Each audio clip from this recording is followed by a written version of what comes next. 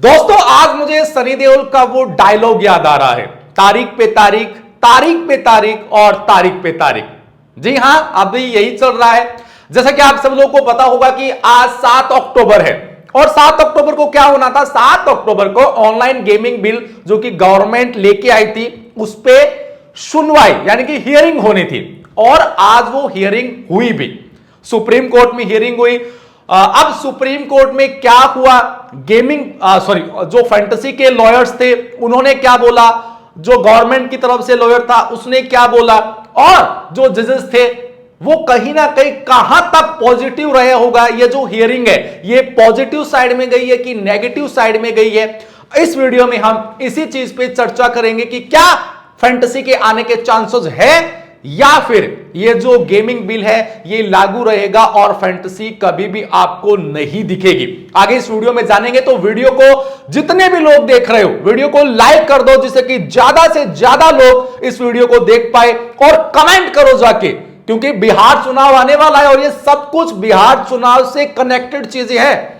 तो कमेंट करो कि आपको अनबैन चाहिए कि नहीं चाहिए और हमारे टेलीग्राम चैनल से जुड़ जाना, क्योंकि फ्यूचर में जब फैंटेसी वापस आएगी और जो फ्री में कंटेंट चल रहे हैं उन सब की टीमें आपको टेलीग्राम चैनल पे मिलेगी। तो इसी वीडियो के डिस्क्रिप्शन में लिंक है, सब लोग जाओ और टेलीग्राम चैनल से जुड़ जाना।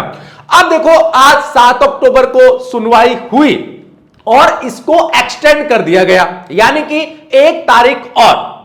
जो सुप्रीम कोर्ट के जजेस थे उन्होंने बोला कि दिवाली के बाद इसकी दोबारा से हियरिंग रखेंगे और शायद वो तारीख होगी 4 नवंबर।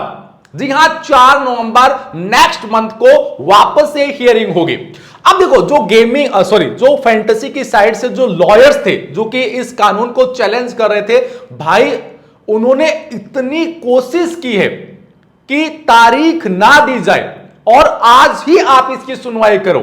ज्यादा देर तक हियरिंग हुई नहीं। मैंने तो जो गवर्नमेंट का जो लॉयर था मैंने तो उसको बोलते हुए भी नहीं सुना भाई, वो बस खड़े खड़े हंस रहा था। और जो गेमिंग साइड से थे भाई, अगर मुझे उस शायद सुंदरम नाम है उसका, वो जो लॉयर है, मुझे नाम पक्का याद नहीं है, कंफर्म नहीं है, लेकिन बड़ा लॉयर, जो उसने दलीलें रखी, जो उसने आर्ग्यूमेंट किए और जो हंस हंस के वो जजेस के साथ आर्ग्यू कर रहा था, जो स्टेटमेंट दे रहा था, भाई मजा आया मुझे देख के। गवर्नमेंट के लॉयर ने तो कुछ बोला ही नहीं। तो 4 तारीख दी गई, लेकिन गेमिंग साइड के जो लॉयर थे उन्होंने बोला भी कि इसको एक्सटेंड ना किया जाए और अगर एक्सटेंड आप तारीख दे रहे हो तो जल्दी से जल्दी दो, क्योंकि कंपनियों के रेवेन्यू बंद है, पूरा बिजनेस ठप पड़ा है। अभी 2 महीने होने को चले हैं, पूरी कंपनियां ठप है। जो एम्प्लॉइज है उनको सैलरी नहीं जा रही, एम्प्लॉइज को बाहर निकालना पड़ रहा है। तो अगर आप इसको ऐसे एक्सटेंड करोगे तो ये तो कंपनियों को पूरी तरीके से बर्बाद कर देगा। लेकिन फिर भी 4 नवंबर यानी कि आज से करीब 25-26 दिन के बाद हियरिंग होगी।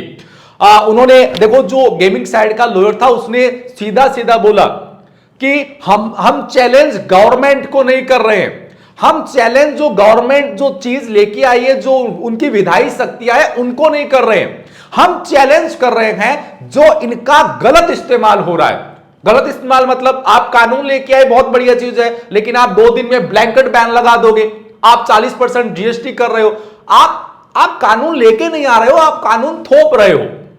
ये तो थोपना हुआ।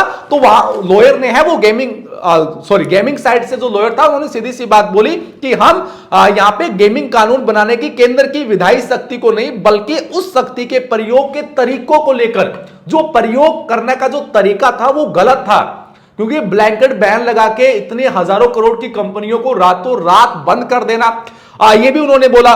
उन्होंने ये भी कहा, मैंने तमिलनाडु और कर्नाटका के अन्य मामलों में भी दलील दी थी जहां मैंने स्पष्ट रूप से कहा था कि राज्यों के पास कोई विधायी शक्ति नहीं है, अगर कोई विधायी शक्ति है भी तो वह केंद्र के पास ही होगी। मैं इस पे कायम हूं, मैं यहां केंद्र की विधायी शक्ति को चुनौती नहीं दे रहा हूं, मैं उस शक्ति के प्रयोग को चुनौती दे रहा हूं। क्योंकि आपको पता होगा कर्नाटका जब ये बैन हुआ था तो कर्नाटका के काफी जो मंत्री वगैरह थे उन्होंने बोला था कि ये तो राज्य की शक्तियां है, केंद्र इस पे लागू नहीं कर सकता कि किसको चलाना है किसको नहीं चलाना है। तो गेमिंग साइड के जो लॉयर्स थे उन्होंने ये भी बोला कि ये राज्य के पास नहीं होना चाहिए, केंद्र के पास होना चाहिए। अब देखो आपके दिमाग में सवाल होगा कि क्या फैंटेसी वापस आएगा।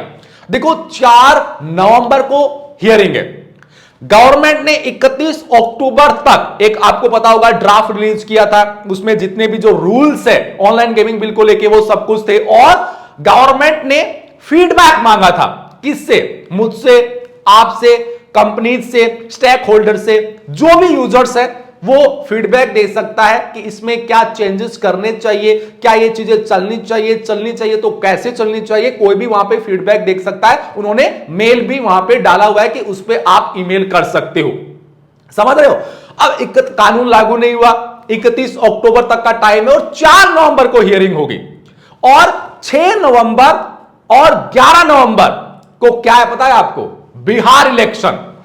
जी हां, 6 नवंबर और 11 नवंबर को बिहार इलेक्शन है, और उससे पहले हियरिंग रखी गई है 2 दिन पहले।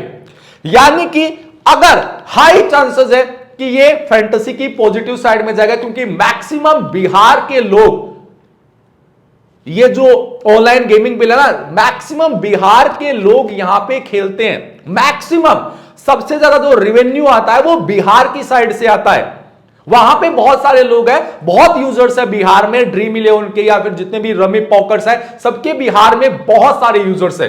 अभी मैं जब वीडियो बनाता हूं तो सीधी सी बात आती है कि no vote for BJP Bihar में ले पड़ेंगे, समझ रहे हो। तो वहां पे मुझे ऐसा लग रहा है कि ना तो ये कानून पारित होगा तो इसमें चेंजेस होंगे और ड्रीम इलेवन वापस आएगा, बस कि चुनाव से 2 दिन पहले वो इसको चालू करे, और जो बिहार के यूजर्स है, जो युवा है, जो खेलते हैं, उनके वोट बीजेपी की साइड जाए।